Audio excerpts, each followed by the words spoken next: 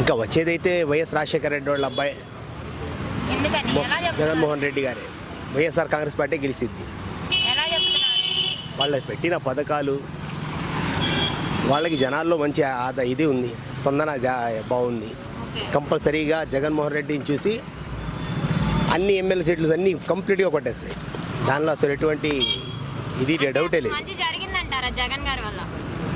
చాలా శాతం అండి, 90% జరిగింది అనుకోవచ్చు. ఓకే. ఎలాంటి మంచి జరిగింది? వాలంటీర్లు ఇది కానివ్వండి, ఇళ్ల స్థలాలు కానివ్వండి, ఇప్పుడు ఇల్లు కట్టుబడులు కానివ్వండి,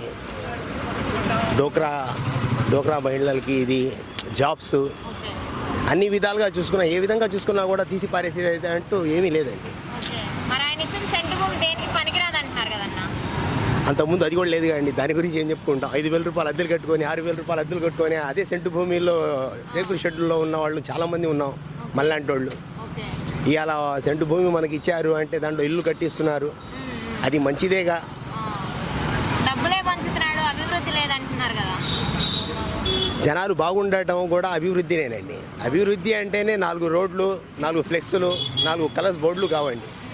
అభివృద్ధి అనేది ప్రదేశాలు రావాలి, అన్నీ వస్తాయి. ఒకడు 1 by 1 వస్తూనే ఉన్నాయి. మెడికల్ కాలేజీ కానివ్వండి, ఇప్పుడు మనం చూస్తూనే ఉన్నాం, సోషల్ మీడియాలో కానివ్వండి ఎన్నో చూస్తూనే ఉన్నాం.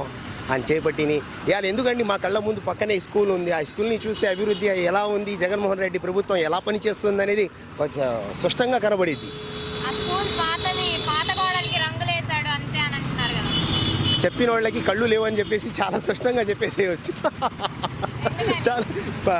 ఎందుకంటే మన పక్కన జలగాం రామయ్య గారి హై స్కూల్ అని చెప్పేసి ఒక పెద్ద స్కూల్, ఇది గుంటూరులోనే పెద్ద స్కూల్.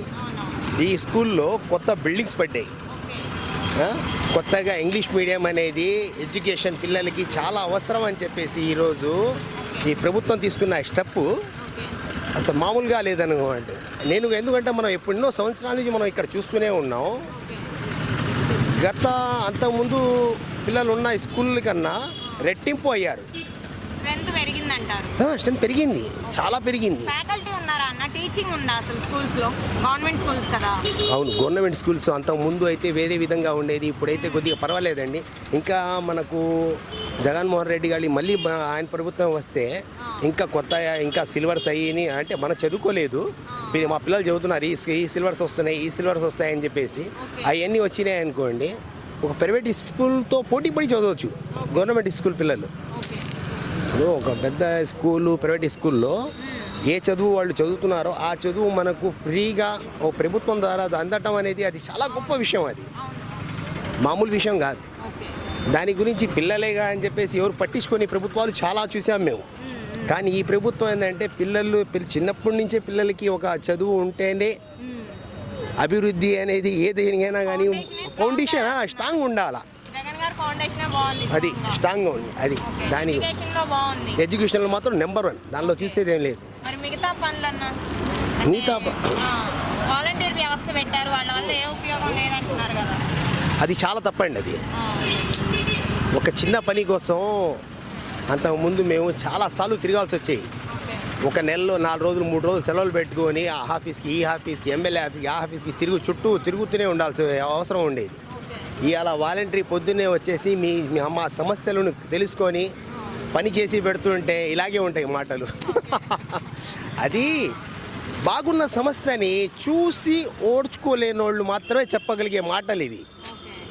ఎందుకంటే వాలంటరీ ఆడపిల్లలు కానివ్వండి, మగవాళ్ళు కానివ్వండి ఈరోజు చాలా ఎక్సలెంట్గా బాగుంది, చాలా బాగుంది.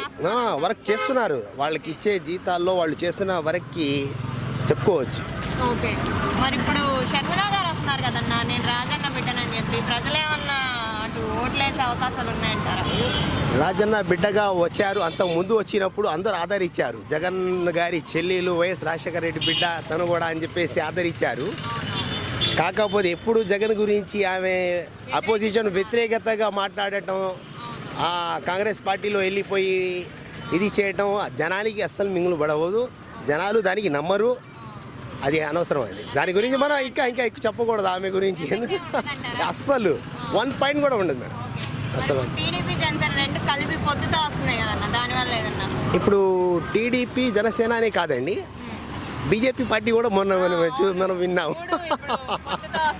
ఇదో మహాకూటమి అండి. దీనికి ఎలా చెప్పుకోవచ్చు అంటే గతంలో చూసుకున్నా కూడా వైఎస్ రాజశేఖర రెడ్డి హయాంలో కూడా చంద్రబాబు నాయుడు గారు 2 రాష్ట్రాలు కలిసి ఉన్నప్పుడు ఒక మహాకూటమి ఏర్పరిచారు. దాంట్లో 4-5 పార్టీలు కలిసి పోటీ చేశారు. ఓకే. అయినా రాజశేఖర రెడ్డి గారు హ్యాట్రిక్ కొట్టారు గెలిచి. అలానే ఇది కూడా ఈ కూటమి ఏం పని చేయదు. జనాలు జగన్ పక్షాన ఉన్నారు. ఓకే. జగన్ గారిని గెలిపిస్తారా? గెలిపించాలి, గెలిపిస్తారు.